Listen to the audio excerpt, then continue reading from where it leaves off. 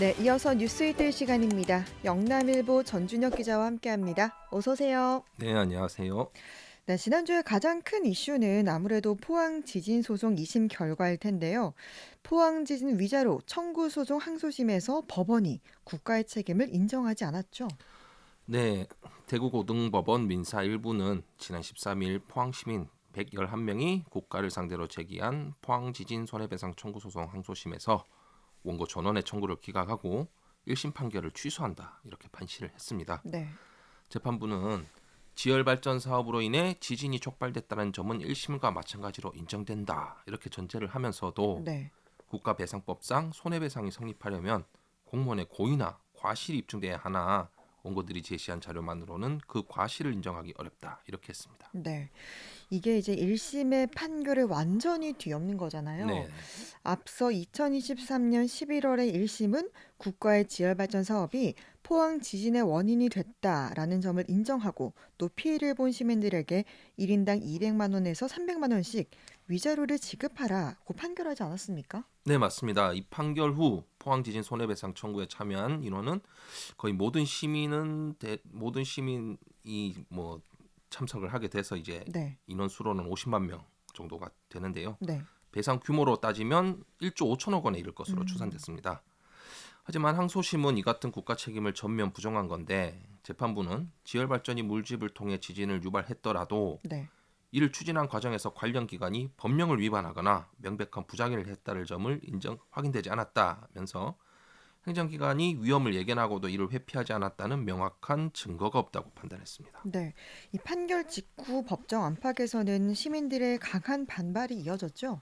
네, 일부 시민은 재판장을 향해 오심한 포항 시민의 고통을 외면한 판결이라며 목소리를 높였고요. 오성은 포항지진 범시민 대책본부 공동대표의 경우에는 지열 발전이 정부 주도로 추진된 사업이라는 점은 정부 스스로 인정했는데 책임은 아무도 지지 않는 게 말이 되느냐 이렇게 비판을 했습니다. 네. 포항 112로 촉발지진 범시민 대책위도 성명을 통해서 국가의 책임을 회피한 이번 판결은 사법 정의를 스스로 져버렸다고 했습니다. 네. 포항에서도 2심 소식을 전해 듣고 지역의 기관 단체가 잇따라 유감을 표명했습니다. 네, 먼저 이강덕 포항시장은 항소심 판결 직후인 13일 오전 시청 브리핑룸에서 기자회견을 열고 입장문을 바로 발표를 했습니다. 네. 이 시장은 이번 판결은 지진으로 극심한 정신적 고통을 겪은 시민들의 현실을 충분히 반영하지 못한 결정으로 시민 모두가 바랐던 정의로운 판단이 이루어지지 않았다며 깊은 유감을 표했습니다. 음.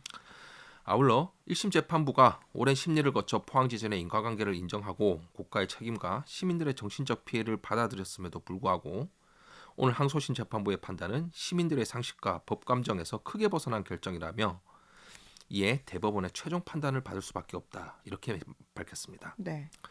이 시장 입장문 발표와 함께 포항시는 시민소송단의 대법원 상고 준비에 힘을 보태겠다 이런 입장을 냈습니다. 음. 또 포항 촉발 지진의 정신적 피해를 일괄 배상하기 위한 관련 입법 추진을 정부와 국회에 지속적으로 요구할 방침도 내세웠습니다. 네. 포항시 의회도 입장을 밝혔죠? 네, 의회는 정부는 항소심 과정 중에도 지열 발전과 포항 지진 사이의 인과관계가 명확하지 않다며 스스로 구성한 조사단의 조사 결과조차 외면하면서 책임을 회피했다라면서 네. 2심 재판부도 1심과 다른 판결을 내려 포항 시민의 고통을 외면했다고 지적을 했습니다. 네.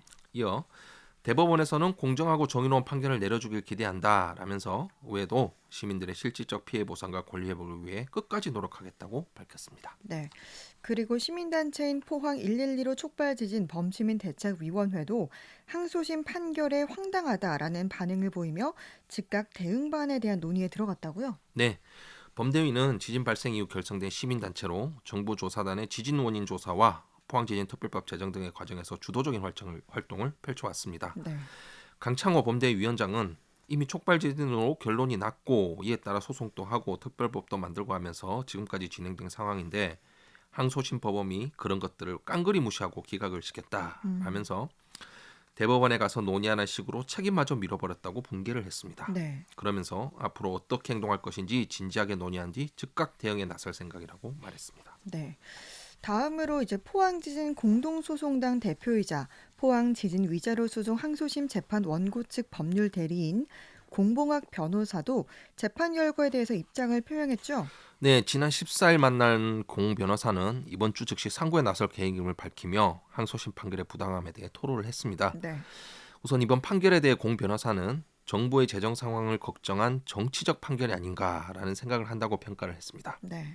그러면서 설사 정치적 판단을 한다고 치더라도 오히려 재판부가 정부의 편이 아닌 국민의 편을 들어야 정상 아닌가라고 반문을 했는데요. 네. 또한 그는 정부조사단, 감사원, 포항지진 진상조사위원회 등을 통해 정부 스스로가 본인들의 잘못에 대해 여러 차례 확인을 했다라며 그런데 항소심에서 이를 법적인 구체성과 규정 등의 사유로 과실이 없다라고 판결한 것은 납득할 수가 없는 사안이라고 했습니다. 네. 이번 이 판결이 정부 주도의 모든 R&D 사업에 면죄부를 준 것이다. 이런 분석도 좀 내놨다고요? 네, 특히 생명과 신체를 담보로 한 사업에 대해 그냥 문호를 개방한 것과 다름없다 이렇게 했습니다. 네. 공 변호사는 이번 포항지열발전소와 같은 정부의 R&D 사업은 법적으로 허용된 위험의 범위가 있다라면서 그 범위란 뭐 분진이나 소음 등 어느 정도 시민이 인내를 할 수가 있고 수용을 할 수가 있는 재산적 손해에 국한되는 것 이렇게 설명을 했습니다. 네. 그러니까 이제 정부의 과실이 없으니까 배상을 안 해도 된다. 이런 판결을 내린 이번 2심 판결이 앞으로의 뭐 모든 정부 사업에 똑같이 적용된다라고 생각을 하면 이게 정말 간단히 넘어갈 문제가 아닌 거네요. 네, 그렇습니다. 이는 정부 사업으로 촉발된 포항 지진이 그 허용 범위를 넘어섰기 때문입니다. 네. 공 변호사는 뭐 정부 사업으로 지진이 발생해 천문학적 피해는 물론 인명 피해까지 났는데 주체인 정부의 과실이 없다고 하는 것은 상식적으로 이해를 할 수가 없다라면서 이번 재판부가 말한 소위 과실만 없다면 사람이 죽어나가든 말든 잘못이 없다는 말과 다를 게 없다 이렇게 강조를 했습니다. 네. 더불어 공 변호사는 2심 재판부에 대한 쓴소리도 쏟아냈다고요?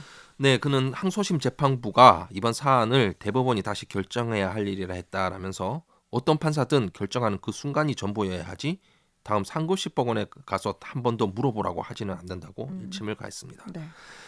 더불어 3심과 관련해서는 포항 시민들을 위해 대법원이 반드시 파기환송을 해야 한다고 주장을 했습니다. 공봉학 변호사는 일단 포항 시민분들께서 힘내시라 얘기 드리고 싶다. 이번 판결로서 구제되지 않는다면 추가 특별법 개정 등 어떤 형태로든 정치인이 나서서 해결해야 한다고 본다라면서 포항 시민들을 대표하는 법률 대리인으로서 판결을 빈틈없이 준비해 좋은 소식 알려드릴 수 있도록 하겠다고 말했습니다. 네. 그런데 이 포항 지진 손해배상 청구 항소심의 판결문을 분석해 보니까 많은 부분에서 이제 법리 오해와 또 사실 오인 부분이 있다. 이런 주장도 나왔네요. 네, 포항지진 범시민대책본부는 15일 포항시청 브리핑룸에서 기자회견을 열고 법률 전문가 다수의 검토를 거친 결과 항소심 판결에 문제가 많다며 이같이 밝혔습니다. 네. 법대본 주장에 따르면 감사원과 국무총리 소속 진상조사위가 각각 2020년과 2021년에 발표한 조사 결과를 항소심이 법적 책임 판단에 전혀 반영하지 않았다는 것인데요. 네. 당시 감사원 등은 물 주입량 초과, 신호등 체계 완화, 수리자격 허용 등 20건 이상의 위법, 부당행위를 지적을 했었습니다. 네. 이를 두고 법대본은 2심에서는 적절치 않은 이유를 들어 조사 결과를 법적 근거로 보지 않고 있어 증명력에 관한 법리를 오해했다고 주장을 했습니다. 네. 범대본은 이 판결문을 또 조목조목 반박했다고요? 네, 법대본은 일례로 공무원이 직무를 집행함에 있어 통상 기대되는 정도의 주의 의무를 게을리해 손해가 발생했다면 이는 과실에 해당하며 국가 배상 책임이 있다는 전 대법원 판결을 예로 들었습니다. 네. 즉 지열발전 사업의 절차상 평가 지연, 기준 미고지, 위험 분석 생략 등은 중대한 관리 의무 위반이지만 2심이 이에 대한 협의적 해석으로 과실을 부정했다고 했습니다. 네, 정말 그러고 보니까 좀 이상한 점이 많긴 한 것 같은데 범대본은 또 국가배상법 해석을 너무 좁게 해석해서 책임을 회피했다 이런 주장도 폈다고요. 네, 산업부가 사업 기획, 승인, 평가, 예산 배정 등 일련의 정책 실행 권한을 보유한 만큼 국가배상법상 공무수탁 사인의 행위로 기소가 됨에도 2심은 직접 수행하지 않았다는 이유로 부당하게 책임을 회피했다고 덧붙였습니다. 네. 이외에도 지나치게 엄격한 인과관계 기준을 적용한 한 점, 환경정책기본법 적용을 회피하고 천재지변으로 오인한 점 등도 법리적 문제가 있다고 강조했습니다. 범대본 관계자는 2심의 법리적 해석이 피해자 보호와 사회적 정의 실현 측면에서 미흡했으므로 상고심에서 해당 쟁점에 대한 보다 넓은 법률적 판단이 필요하다고 말했습니다. 네.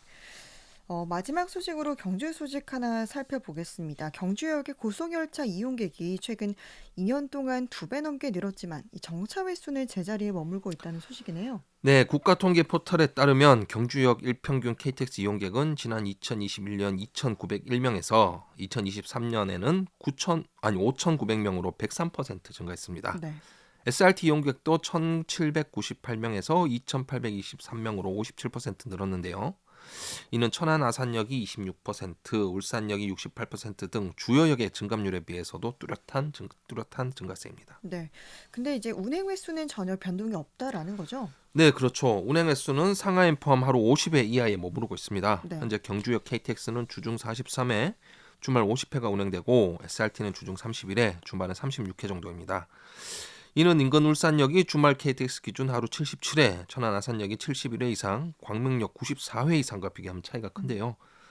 경주시 관계자는 관광 성수기나 주말에는 예매 시작과 동시에 표가 매진되는 일이 반복되고 있어서 네. 시민 불편과 관광객들의 불만이 음. 크다면서 지난해 기준 견문 방문객 수는 약 4,700만 명에 달하며 고속열차 수요도 꾸준히 증가할 것으로 예상된다라면서 정차 확대가 시급하다고 지적을 했습니다. 네. 또 경주는 또 KTX 경주 역세권 개발이 본격화되면서 주거, 상업, 업무 기능이 빠르게 확장되고 있고 에이펙 정상회의 개최도 앞두고 있잖아요. 이 급증하는 철도 이용 수요에 부응하기 위한 고속열차 정차 확대가 신속하게 이뤄졌으면 좋겠습니다. 오늘 영남일보 전준혁 기자와 함께했습니다. 고맙습니다. 네, 감사합니다.